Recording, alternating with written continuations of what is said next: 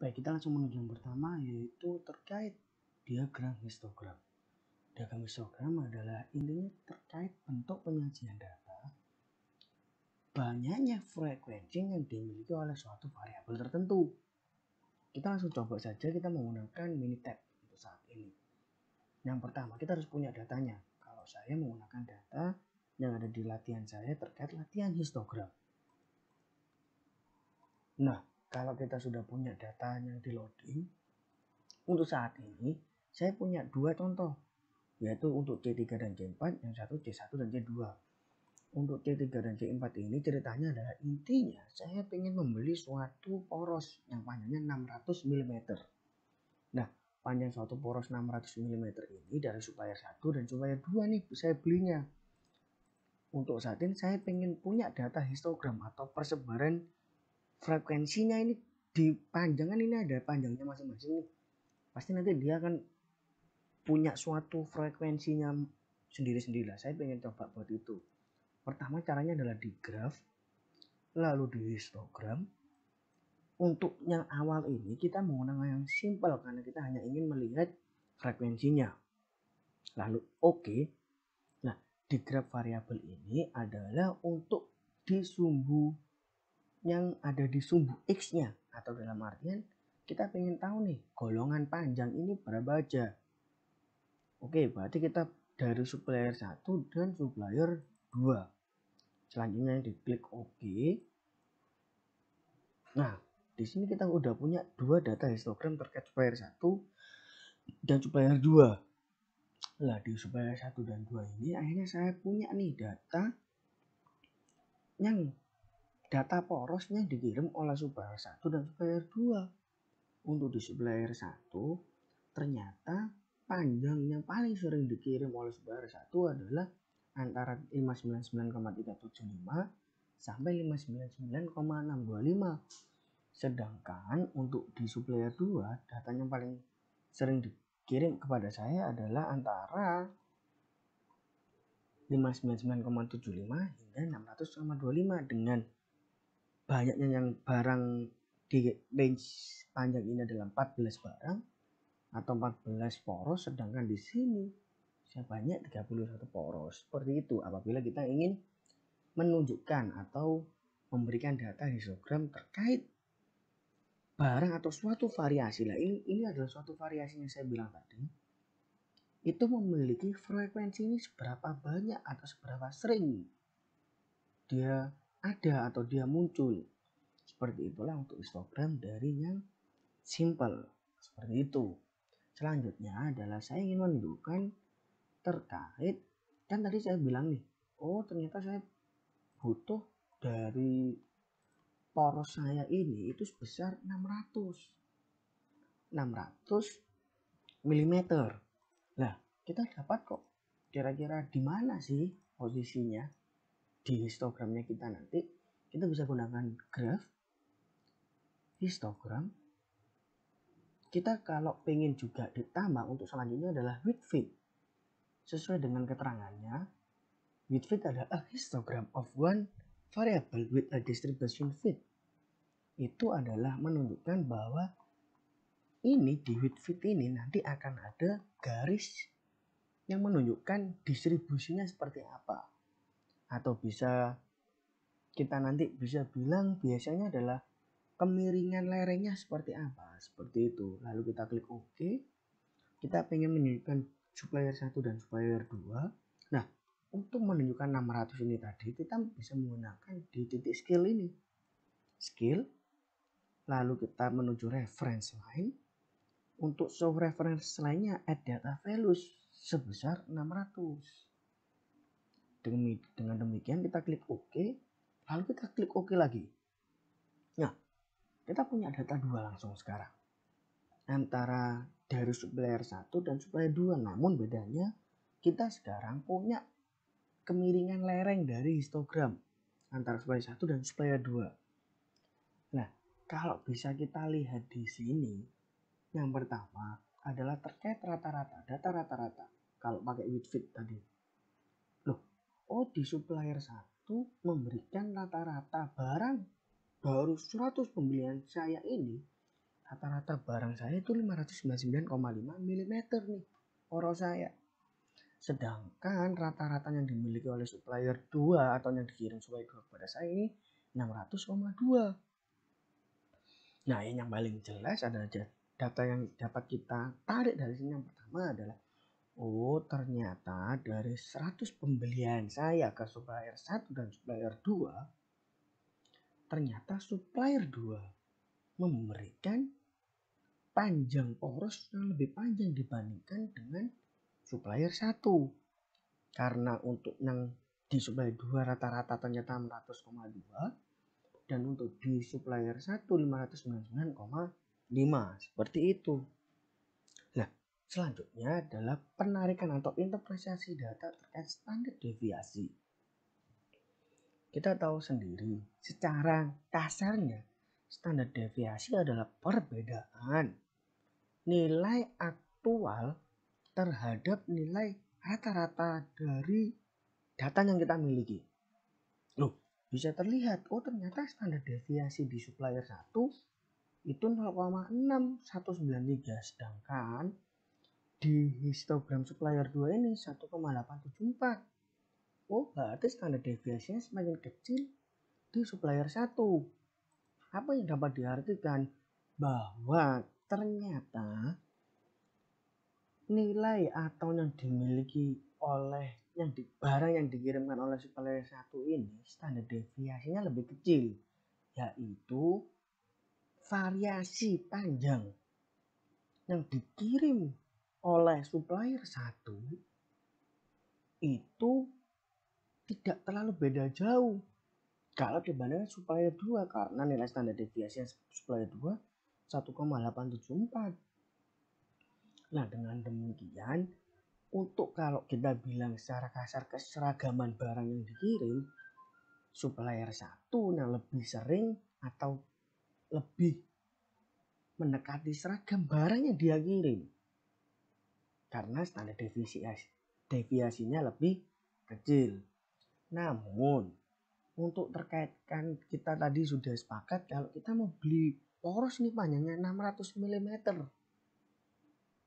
Dan kita bisa lihat di supplier 1 ini, oh 600 mm ada di daerah sini ke arah 3/4 bagian atau setengah lebih.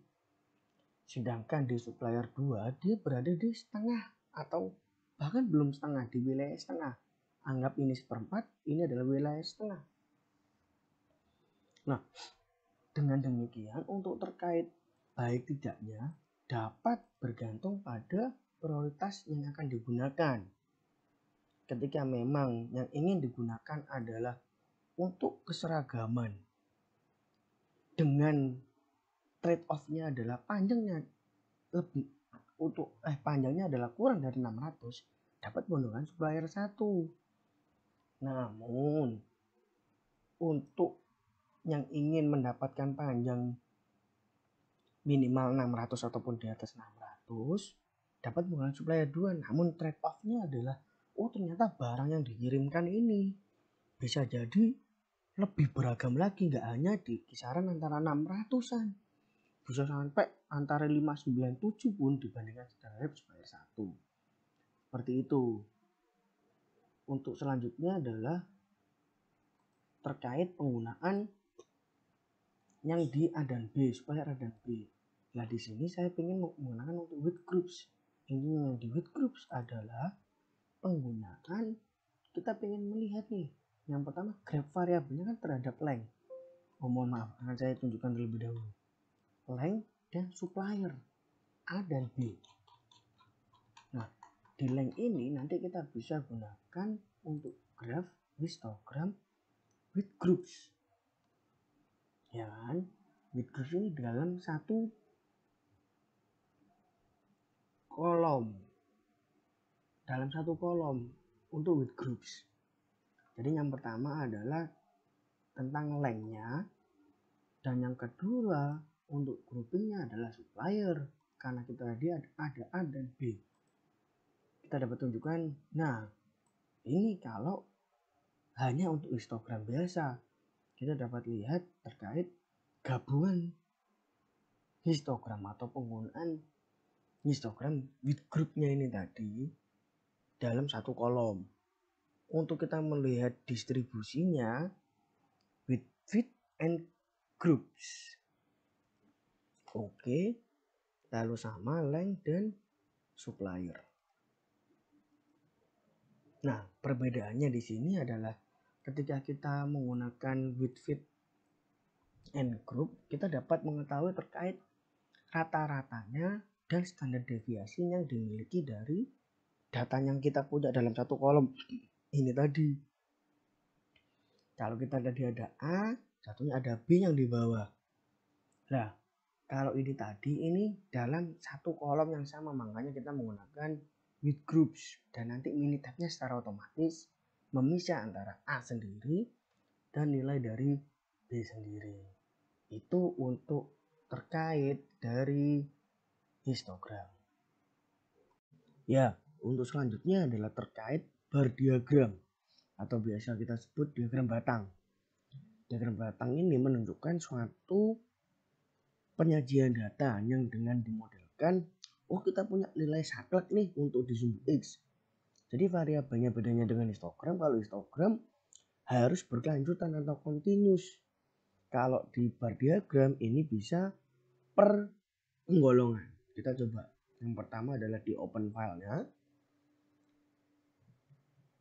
Setelah ini saya menggunakan data sekolah. Nah, kalau kita udah punya data seperti ini, cara buat diagram batangnya adalah di graph. Lalu kita pakai bar chart. Nah, di sini ada 3 pilihan, counts of unique values, a function, atau values from a table. Nah, untuk counts of unique values adalah kita hanya menggunakan satu kolom dan nanti bisa diproses oleh Minitab-nya langsung. Kalau function of a variable adalah penggunaan suatu fungsi atau dalam artian nanti suatu hasil berdasarkan suatu fungsi. Untuk values from a table adalah kita harus pakai 2 kolom. Kita untuk saat ini pakai counts of unique values. Nah, di categorical variable ini kita cari atau kita gunakan pengen lihat data mana. Kita pengen lihat data berat badan. Lalu tinggal diklik OK. Nah, seperti ini nanti hasilnya. Jadi pada penyajian diagram batang ini kita langsung punya nilai sakleknya. Ini nilainya 38. Anaknya beratnya 38 berapa sih? Ternyata ada 2 orang.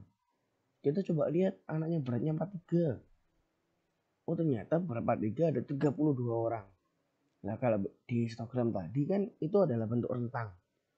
Karena dia harus continuous. Kalau ini enggak. Ini harus nilai discrete atau harus nilai yang saklek.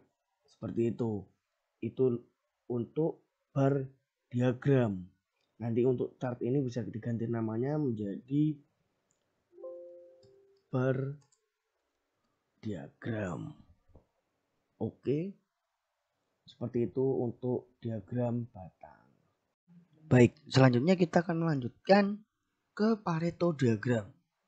Pareto diagram adalah salah satu 7 quality tool yang ada di kualitas improvement, continuous improvement, seperti itu. Oke, jadi yang pertama kita buka dulu di Minitab terkait data yang kita miliki.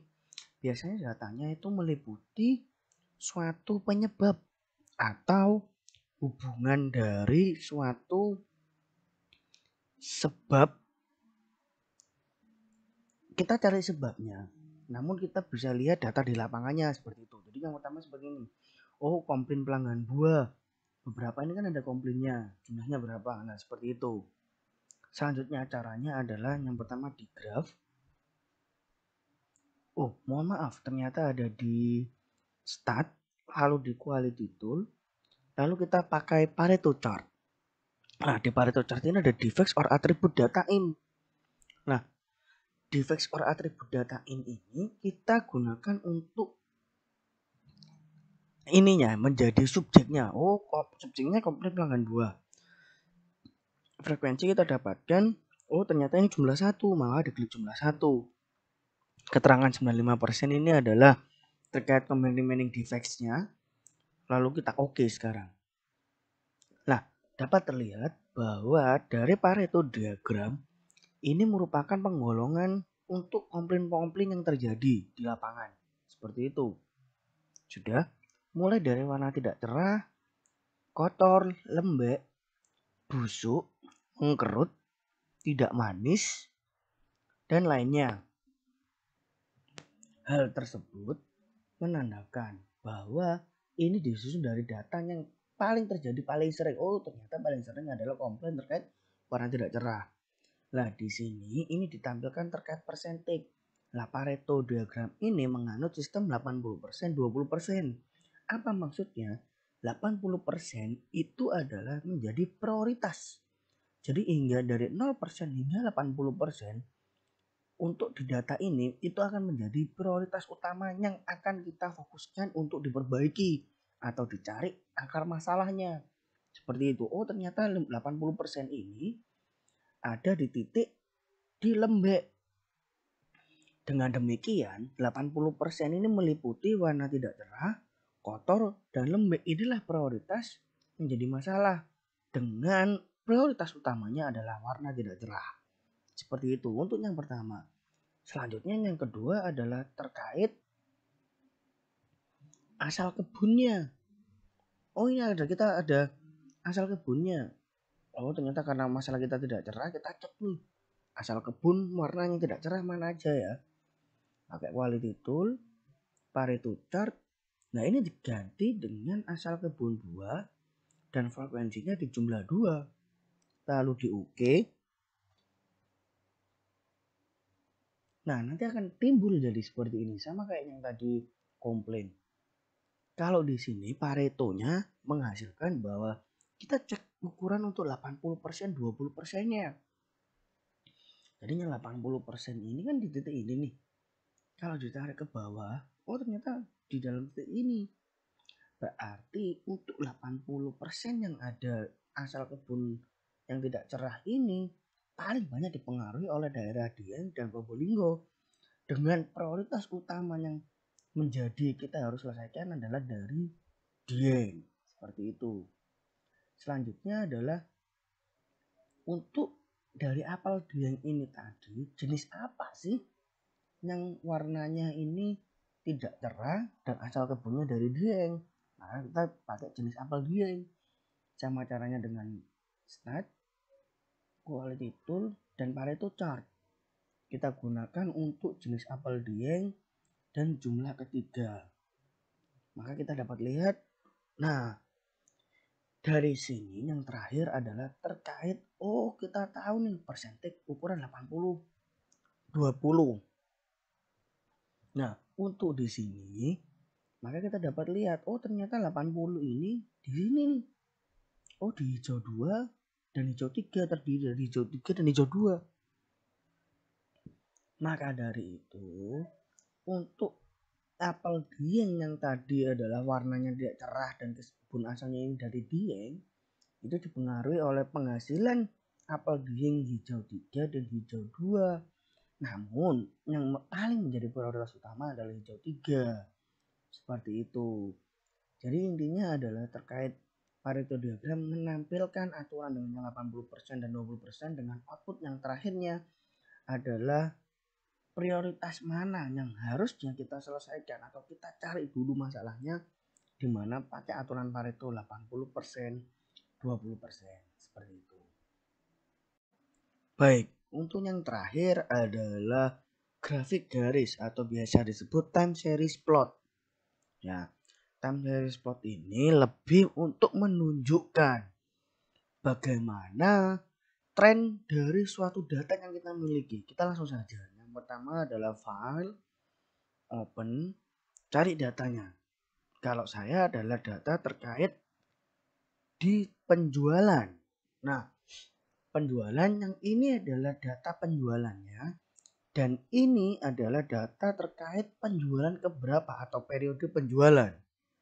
Seperti itu. Oke, kita coba langsung saja ke pembuatan time series plotnya. Ada di graph, lalu di time series plot. Nah, di time series plot ini kita menggunakan simple, yaitu hanya satu garis yang menunjukkan langsung hasilnya. Oke. Nah, untuk seriesnya pilih di sales. Udah langsung kita lakukan oke. Nah, ini adalah tampilan untuk time series plotnya dari penjualan saya. Ini adalah periode penjualan saya dan ini adalah banyaknya barang saya yang terjual. Kalau mau, ini diganti saja. Jadi ini nanti bisa diganti terkait apa? Bisa dikatakan tren. Tren sales bisa atau tren penjualan bisa. Oke, lalu indeks ini bisa kita ganti namanya. Kita ganti untuk periode